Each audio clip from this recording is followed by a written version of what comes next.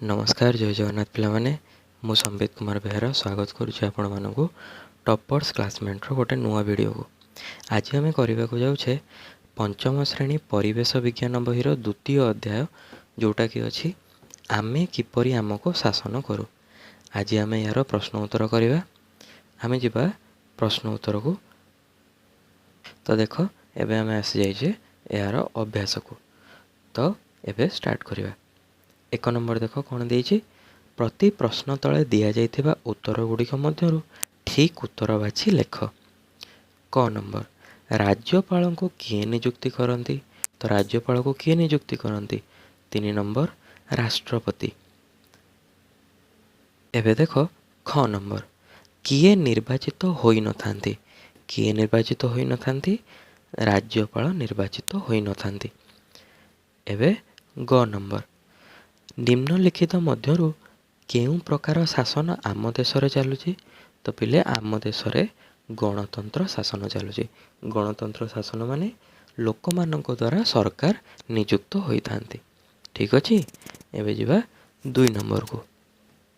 तो 2 number T देखो कोन देछि भारतर संसद बा पार्लियामेंट केउं मानकु नेकी गठित।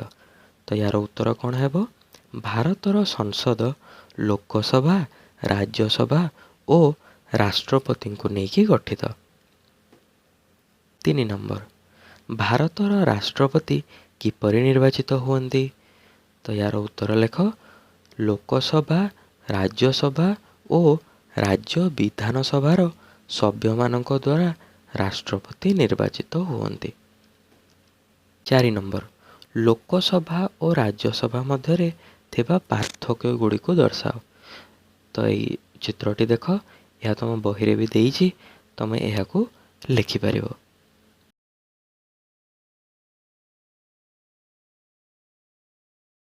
एबे देखिबा आमे 5 नंबर निम्न रे केतोटी कार्य दिया जाइछि सेही कार्य गुड़िक करिवा पई केउं स्तर रे निष्पत्ति निया जाए ठीक चिन्ह द्वारा दर्शाओ।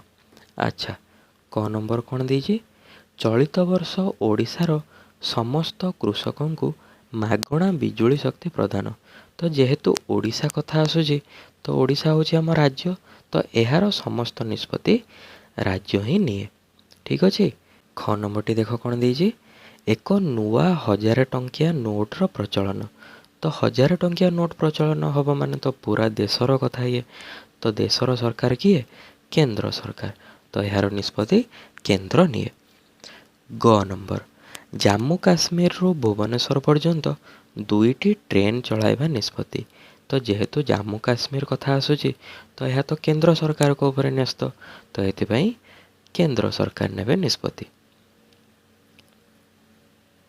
6 नंबर टी देखो कौन देइछि सारणी रे थिबा खाली घर गुड़ी को पूरण कर। तो ये कौन देइछि देखो आम राज्यर विधानसभा लोकसभा आउ राज्यसभा। तो यार आम कौन लिखिबा कार्यकाल सभ्य संख्या एवं केउठी अच्छी। तो ठीक अच्छे। एबे लेख आम राज्यर विधानसभा विधानसभार कार्यकाल केते वर्ष 5 वर्ष। आउ यार सभ्य संख्या 147। आउ यह केउठी अच्छी यह भुवनेश्वर रे अच्छी। लोकसभा लोकसभार कार्यकाल केते वर्ष 5 वर्ष। आउ यार सभ्य संख्या होचंती 545। 2 जण आंग्लो इंडियन थांती। आउ एहार स्थान केउठी दिल्ली रे।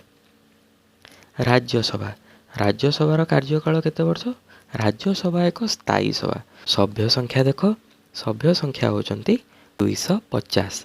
आउ यह केउठी अछि यह मध्य दिल्ली रे अछि। एबे देख 7 नंबर तुमे जदि प्रधानमंत्री हेबो कौन करिवो 5टी वाक्य रे लेख। तो ये प्रश्नटी पिले निजे लिखिबार कथा। तो मु तुमको किछिटा उत्तर कहि दउछि। एठी मु लिखिछि जदि मु देशर प्रधानमंत्री होई थांती ताले कौन करि थांती। तो प्रथमे मु कौन करि थांती देश रे घटुथिबा हिंसात्मक कार्य विरोध रे कठोर पदक्षेप नै थांती। द्वितीय पॉइंट दुर्नीति दूर करिवा पई प्राधान्य देई थांती। तृतीय समाज रे धनी गरीब जाऊ जाति प्रथा को उच्छेद करि थांते। चतुर्थ କୁଶିକ୍ଷା ଓ ଅନ୍ଧବିଶ୍ୱାସକୁ ଲୋପ କରିବା ଦିଗରେ ପ୍ରାଧାନ୍ୟତା ଦେଇଥାନ୍ତି। କାହିଁକିନା ଆଜିକାଲି କୁଶିକ୍ଷା ଓ ଅନ୍ଧବିଶ୍ୱାସକୁ ନେଇକି ବହୁତ ଲୋକଙ୍କର ଜୀବନ ଯାଉଛି। ସେଥିପାଇଁ ଏହାକୁ ଦେଶରୁ ପ୍ରଥମେ ହଟାଇବା ଦରକାର। ତ 5 ନମ୍ବର, ପଡ଼ୋଶୀ ରାଷ୍ଟ୍ର ସହ ସୁସମ୍ପର୍କ ସ୍ଥାପନ। ଆମେ ଅନ୍ୟ ଦେଶ ସହିତ ଯେତେ ଭଲ ସମ୍ପର୍କ ସ୍ଥାପନ କରିବା ଆମ ଦେଶର ସେତେ ହିଁ ଉନ୍ନତି ହେବ। ଆମେ ପଡ଼ୋଶୀ ରାଷ୍ଟ୍ରମାନଙ୍କ ସହିତ ସୁସମ୍ପର୍କ ସ୍ଥାପନ କଲେ ଆମ ଦେଶର ବାଣିଜ୍ୟ ବ୍ୟବସାୟ ଉନ୍ନତି ହୋଇଥାଏ ଆଉ ଅନ୍ୟାନ୍ୟ କ୍ଷେତ୍ର ବି ଉନ୍ନତି ଘଟିଥାଏ। ଆଉ ହଁ, ପଡ଼ୋଶୀ ଦେଶର ମାନେ ନୁହେଁ କି ପାକିସ୍ତାନ ବୋଲି। ଠିକ୍ ଅଛି। ତ ଠିକ୍ ଅଛି ପିଲେ, ଇଏ ଥିଲା ତମର ଦ୍ୱିତୀୟ ବିଷୟର ପୁରା ପ୍ରଶ୍ନ ଉତ୍ତର। ପ୍ରଥମ ବିଷୟର ପ୍ରଶ୍ନ ଉତ୍ତରଟି ବି ଏଇ ଚ୍ୟାନେଲରେ ତୁମେ ପାଇଯିବ। ଯଦି ତୁମମାନଙ୍କୁ ଭିଡ଼ିଓଟି ଭଲ ଲାଗିଥିବ ଭିଡ଼ିଓଟିକୁ ଲାଇକ୍ କରିବ, ସାଙ୍ଗମାନଙ୍କ ସହିତ ସେୟାର କରିବ, ଆଉ ଯଦି ତୁମେ ଚ୍ୟାନେଲରେ ନୂଆ ଅଛ ତେବେ ଚ୍ୟାନେଲଟିକୁ ସବସ୍କ୍ରାଇବ୍ କରିବ। ଧନ୍ୟବାଦ।